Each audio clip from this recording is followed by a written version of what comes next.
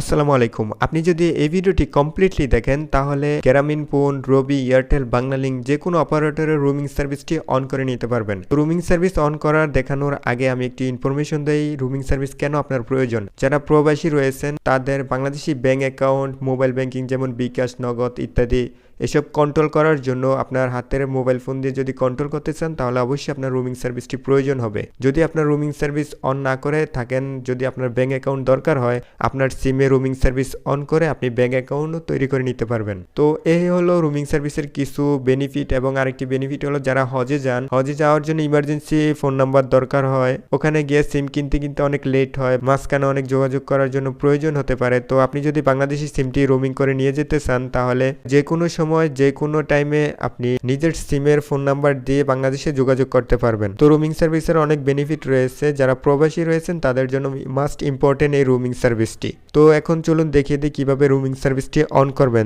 আমি যে এয়ারটেল অ্যাপটি রয়েছে সেই অ্যাপটি দিয়ে দেখাবো।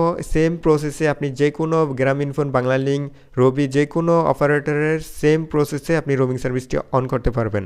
তো ফার্স্ট অফ অল আপনি গ্রামীণফোন, রবি, এয়ারটেল যে অ্যাপসগুলো, বাংলালিংকের যে অ্যাপসগুলো রয়েছে ইনস্টল করে নেবেন যার যেটা।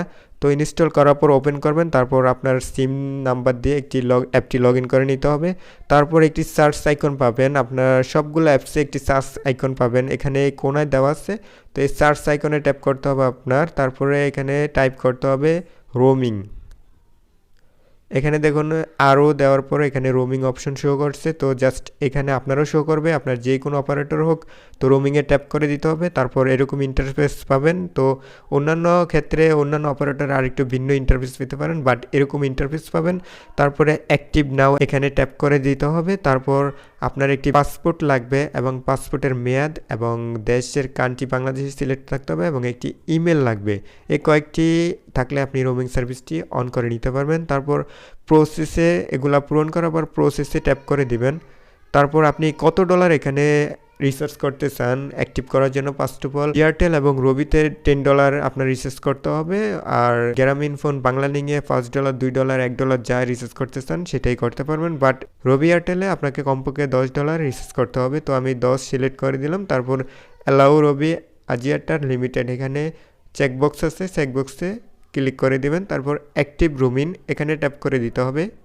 ট্যাপ করার পর আপনার পেমেন্ট করার অপশনটা এখানে চলে আসবে। আপনার অবশ্যই ভিসা, মাস্টার কার্ড দিয়ে এখানে পেমেন্ট করতে হবে এবং ভিসা, মাস্টার কার্ডে ডলার এন্ডোর্সমেন্ট করা থাকতে হবে, তা না হলে এখানে পেমেন্ট সাকসেস হবে না। তো আপনার যদি মাস্টার কার্ড বা ভিসা কার্ড থাকে তাহলে এখানে কার্ড নাম্বার দিবেন, তারপরে এখানে কার্ডের মেয়াদটা দিবেন, তারপরে এখানে সিবিবি কার্ডের পিছনে যে 3টা নাম্বার থাকে ওটা আপনাকে এখানে বসাতে হবে। তারপর নেম অন কার্ড হোল্ডারে এখানে নাম লিখতে হবে যেটা কার্ডের উপর প্রিন্ট করা থাকে। তো এটা কমপ্লিটলি করার পর আপনার এখানে রিমেম্বার দিস কার্ড এটা আপনি সেভ করে রাখতে পারেন, পরবর্তীতে রিসার্চে এক ক্লিকে রিসার্চ করে নিতে পারবেন।